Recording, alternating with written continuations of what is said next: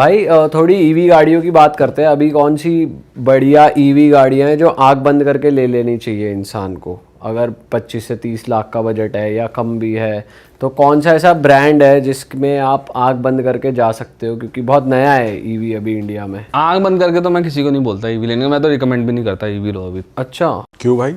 EV बहुत नहीं है, आप तैयार नहीं हो अभी, सब ईवी इसके लिए तैयार नहीं है। ईवी के लिए पता है ईवी किसको लेनी चाहिए?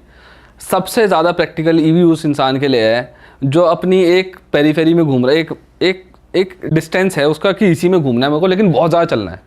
मैं इसी जगह के अंदर बहुत ज़्यादा चलता हूँ, है ना। मान लो कोई फैक्ट्री है किसी की, फैक्ट्री से ऑफिस जाना है, ऑफिस से फैक्ट्री जाना, फिर किसी क्लाइंट मीटिंग में जाना है, लेकिन वो जाए एनसीआर के अंदर ही जाए तो परफेक्ट है वो। अगर साल के अंदर, साल में कई लोग ऐसे 30-30 हज़ार किलोमीटर चला रहे थे, 40-40 हज़ार किलोमीटर चला रहे थे। अगर आप ऐसे हो ना तो आपके लिए तो परफेक्ट है ईवी, क्योंकि खर्चा बहुत कम हो जाएगा आपका। लेकिन वैसे ही टैक्सी ड्राइवर्स होते हैं, है ना, उनके लिए भी सही है, क्योंकि क्या होता है कि उनकी गाड़ी बहुत ज़्यादा चलती है तो वो रिकवर कर लेते हैं अपनी कॉस्ट को, क्योंकि ईवी का जो खर्चा है, जो पेट्रोल और डीजल की गाड़ियों का खर्चा है, उसमें बहुत ज़्यादा फ़र्क है रनिंग कॉस्ट के अंदर। लेकिन अगर आप ऐसे इंसान हो जो सोच रहे हो भैया मैं तो मतलब मेरे जैसे आदमी हूँ, मैं क्या है, मैं कभी कभार वहाँ पे भी चल जाता हूँ, वीकेंड ट्रिप्स पे चले जाता हूँ, है ना। मेरा ऑफिस मेरे घर के पास है तो मैं बहुत ज़्यादा गाड़ी का यूज़ नहीं करता हूँ, या करता भी हूँ तो अगर मैं 9 to 5 वाला बंदा भी हूँ तो सुबह जा रात को आ रहा हूँ, गाड़ी बहुत ज़्यादा नहीं चल रही है। हाँ। तो फिर उसमें क्या होगा कि फिर अगर आपकी गाड़ी इकलौती ऐसी गाड़ी जो हर काम कर रही है, फिर ईवी में दिक्कत आएगी, क्योंकि जब लंबा जाओगे ना आप, जब आप लंबा जाओगे तो फिर आपको तो रेंज का मेजर फैक्टर है कि भाई रेंज का फैक्टर है। इसलिए फिर क्या होता है कि आपको सही मिल जाते हैं, जो चार्जिंग पोर्ट्स होते हैं मिल जाते हैं।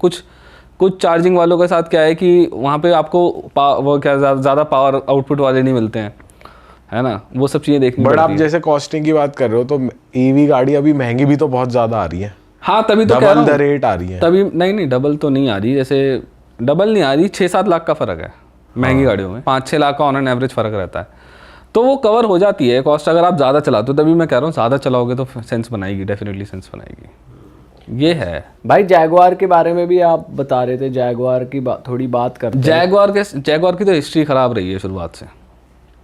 जैगुआर के साथ क्या रहा है कि पहले रिलायबिलिटी का बहुत ज़्यादा इशू था उनके साथ, और ये तब से है रिलायबिलिटी का इशूज़। जब ये थी ब्रिटिश लेलैंड एक कॉरपोरेशन था यूके के अंदर, जिसमें बहुत सारे ब्रांड्स आते थे, ठीक है, एक जैगुआर भी था, वो भी आता था। तो जैगुआर के साथ दिक्कत क्या हुई कि वो उन्होंने क्वालिटी बहुत ज़्यादा सफ़र करी उस कॉरपोरेशन के अंदर, ठीक है। उसके बाद फिर फोर्ड ने ले लिया जैगुआर को, फोर्ड ने अपने हिसाब से चलाने की कोशिश करी, ठीक है, फोर्ड ने ओन कर लिया, फोर्ड ने अपनी चीज़ें उनके ऊपर थोप दी। एक लग्जरी कार ब्रांड है तो उसको लग्जरी कार ब्रांड की तरीके से ऑपरेट करना चाहिए, लेकिन वो मास मार्केट कार ब्रांड है फोर्ड, और फोर्ड खुद भी कोई बहुत ज़्यादा रिलायबिलिटी के लिए जाना नहीं जाता, तो उन्होंने अपनी चीज़ें चलाई उसके ऊपर, जैगुआर के ऊपर। फिर टाटा ग्रुप के पास आई, जब बिल्कुल ही वो पता लग गया है फोर्ड को कि भैया हम नहीं चला सकते लैंड रोवर जैगुआर, उनकी जो क्वालिटी वो भी बहुत ज़्यादा गिर चुकी थी फोर्ड के अंदर। फिर टाटा के अंदर आई, फिर रतन टाटा ने उन्होंने ना इसको जैगुआर लैंड रोवर को अपने पर्सनल प्रोजेक्ट की तरीके से देखा, उन्होंने बहुत ज़्यादा उसके ऊपर मेहनत करी और इनकी दोनों की अपलिफ्टमेंट करी। अगर आप अभी लैंड रोवर देखोगे सॉर्टेड है, वो बढ़िया है, बढ़िया है, लेकिन इनके साथ दिक्कत क्या थी कि लैंड रोवर बनाती थी एसयूवी और जैगुआर बनाती थी सेडान्स। अब वहीं BMW देख लो, लैंड एसयूवी सेडान सब बना रही है, मर्सिडीज ऑडी सब बना रहे हैं, दोनों बना रहे हैं, लेकिन इन्होंने कैसे डिवाइड करा इन दोनों ब्रांड्स को कि ये बनाएगी एसयूवी और ये बनाएगी सेडान। पर उसकी भी तो कॉम्पैक्ट एसयूवी आती है। हाँ वही मैं बता रहा हूँ ना, ये बनाएगी एसयूवी और ये बनाएगी सेडान। अब ये चाह रहे थे कि हमारा ब्रांड ऐसे ही चलेगा, लेकिन धीरे धीरे क्या हुआ, सेडान्स की डिमांड ही खत्म हो गई, ठीक है। अब जैगुआर के एग्जिस्टेंशियल क्राइसिस आ गए, क्योंकि सिर्फ वो सेडान बना रहे थे, एक ऐसा सेगमेंट की गाड़ी बना रहे थे जहाँ जो सेगमेंट बहुत ज़्यादा बिक नहीं रहा है, है ना। अगर किसी कंपनी का CEO MD वगैरह वो भी अब SUVs ले रहे हैं, GLS ले लेते हैं, ज़्यादा पैसा है तो, या फिर इन्हीं की रेंज रोवर ले लेते हैं, तो वहाँ पे दिक्कत आई उनको। फिर क्या हुआ कि इसके बाद जो जैगुआर है, फिर उन्होंने वो जो आप कह रहे थे कि उन्होंने छोटी छोटी SUVs बनानी स्टार्ट करी थी, हाँ। है ना, क्या नाम है, कूपे डिज़ाइन की। लेकिन through out this period Jaguar के साथ जो एक था ना, जैगुआर पूरे लैंड रोवर JLR ग्रुप के साथ, कि रिलायबल उतनी ज़्यादा नहीं है, कॉम्प्लेक्स गाड़ियाँ बहुत ज़्यादा हैं और रिलायबिलिटी उतना कंट्रोल नहीं है जितना जैसे बाकी जर्मन ब्रांड्स का रहता है, थोड़ा बेटर रहता है उनसे। वो भी ऐसा नहीं है कि BMW और मर्सिडीज वगैरह भी बहुत ज़्यादा रिलायबल, टोयोटा जैसी हैं, वो भी नहीं है उतनी, लेकिन उनसे भी थोड़ा सा अक्सर ये आता रहा है कि जैसे एक जेडी पावर करके है कोई क्या नाम है, यूएस के अंदर है शायद से ऑर्गेनाइजेशन जो रैंकिंग देती है रिलायबिलिटी की। उन्होंने उतनी अच्छी रैंकिंग नहीं देती थी, अब मुझे नहीं पता वो, वैसे तो नाम तो ख़राब है ही और हमने देखा भी है कि रिलायबिलिटी उतनी ज़्यादा अच्छी नहीं है। इन जेडी पावर ने दी उनको ख़राब रैंकिंग, लगातार ख़राब ही देते हैं, सबसे नीचे रखते हैं उनको, खासकर जैगुआर को। तो उसकी वजह से एक जैगुआर का नाम ख़राब हुआ। फिर ये क्या हुआ कि मार्केट बहुत कम हो गई जैगुआर की। एक तो पहली सबसे बड़ी दिक्कत ये थी कि सिडान ओनली कंपनी है। दूसरी बात ये निकल के आई कि ये ज़्यादातर वो करती है, क्या नाम है, रिलायबिलिटी को लेके थोड़ा एक जो पार्ट्स भी बड़े महंगे आते थे। वो तो खैर चलो कोई भी कंपनी के आएंगे, लेकिन पार्ट्स वो होता है ना कि टेंशन फ्री हो बंदा। तो उसकी मार्केट ना धीरे धीरे करके बहुत ज़्यादा फिर से ख़राब हो गई। हाँ, टाटा के अंदर उठी थी वैसे, लेकिन फिर से हो गई। फिर इन्होंने सोचा अब हमें कुछ ना कुछ तो करना पड़ेगा। लगातार जब से जैगुआर बनी है तब से कुछ ना कुछ होता ही जा रहा है। मैंने वैसे बताया आपको, रोवर के साथ, फिर सॉरी वो ब्रिटिश लेलैंड के साथ, फिर फोर्ड के साथ, फिर टाटा के साथ। टाटा ने मेहनत करी, फिर भी वही परिणाम। तो इन्होंने मार्केटिंग ही चेंज कर दी। और जो मार्केटिंग इन्होंने करी, वो जो पिंक वाली मार्केटिंग, पिंक कलर के जो पूरा वो बहुत अजीब उसने तो आउटरीच कर दिया पूरा पूरा इंटरनेट पे। और रेड पीट ली। हाँ, एक सिंपल सा वो फॉन्ट वाला वो बना दिया, क्या नाम है, ऐसा लगने लगा कि ये कोई फैशन ब्रांड है, कोई कार ब्रांड नहीं है। तो अभी भी वो फिगर आउट कर रहे हैं, अब वो शायद से बदल रहे हैं अपनी स्ट्रेटजी को, क्योंकि बहुत ज़्यादा आउटरीच हो गया था उसके ऊपर। और लोग ना उसको उस नज़रिए से नहीं देख रहे कि एक जो उसकी लेगेसी रही है, शेयर बना होता था उसके ऊपर, सॉरी वो जैगुआर बना होता था उसके ऊपर, उस तरीके की मस्कुलिन कार हुआ करती थी।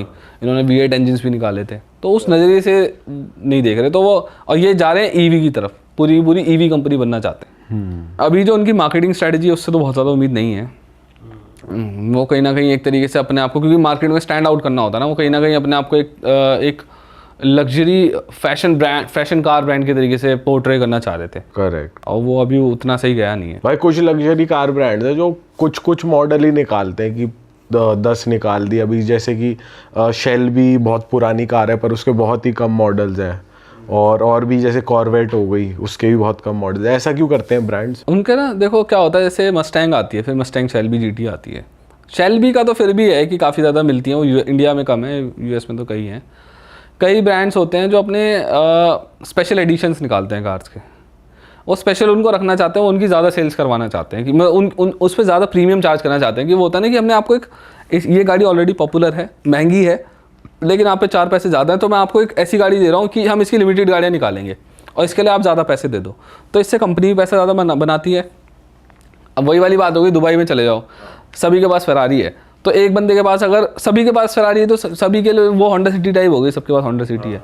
तो एक बंदे के पास अगर स्पेशल एडिशन फरारी होगी कोई, है ना, स्पेसिफिक, तो वो है ना कि मेरे पास ये चीज़ है, तुम्हारे पास नहीं हो, तुमसे अब थोड़ी सी वो हो गई है, क्या नाम है, तुम्हारे एक ग्रुप के बीच में थोड़ी सी अपग्रेडेड हो गए इस तरीके, इसलिए निकालता हूँ। लिमिटेड निकालते हैं कि हमने 200 निकाले हैं, अब कोई ले ही नहीं सकता। पर भाई ऐसी कार्स ये आती क्यों नहीं इंडिया में? जैसे कॉर्वेट हो गई या डॉज वाइपर हो गई, वो भी बहुत बढ़िया इंडिया में यार, अगर आप देखोगे ना, इंडिया के अंदर एक तो क्या है कि मार्केट नहीं है, तो डायरेक्ट इंपोर्ट करनी पड़ती है।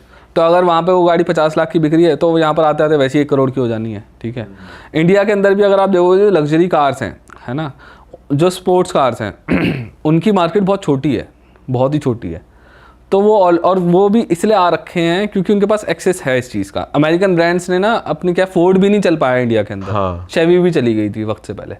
तो कॉर्पोरेशंस, और उस टाइम पे जब चले गए थे ना, तब हमारी मार्केट और भी ज़्यादा छोटी थी, और भी कम एम्बिशियस लोग थे यहाँ पे, मतलब और पैसा भी कम था मार्केट के अंदर। अब हो सकता है अगर अभी वो होते, अच्छा कर रहे होते, तो वो लेकर आते, लेकिन क्योंकि क्या वो उनको पता हम इससे पैसा तो कमा नहीं पाएंगे, है ना, पैसा नहीं कमा पाएंगे, तो फिर वो इसलिए भी पैसा नहीं कमा पाएंगे, ऊपर से हमारी कोई बाकी गाड़ी भी नहीं है ऐसी यहाँ पर ज़्यादा जो बिक रही है जिससे हम पैसा बना रहे थे। अरे वाह, आपने ये वीडियो यहाँ तक देख ली भाई, तुमने हमारी मेहनत सफल कर दिया। तुम ही लोग हो असली रियल हिट। और अगर आपको बहुत मज़ा आ रहा है ऐसी क्लिप्स में, ऐसी वीडियोस में, तो फटाफट जाइए प्लेलिस्ट पे, बिंज वॉच कीजिए, सारी वीडियोस देख डालो और मौज काटो। That is it. हम मिलेंगे नए पॉडकास्ट में, नई क्लिप में। Till then bye bye, see you, take care, do subscribe. Best of real talk online. Okay, bye bye.